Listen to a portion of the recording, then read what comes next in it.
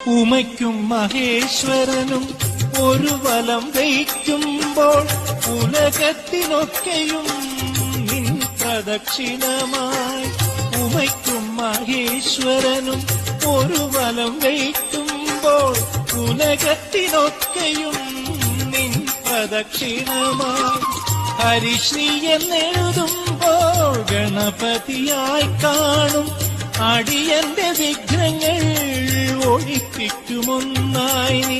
ഹരിശ്രീ എന്നെഴുതുമ്പോൾ ഗണപതിയായി കാണും അടിയന്റെ വിഘ്നങ്ങൾ ഒഴിപ്പിക്കുമൊന്നായി നീ.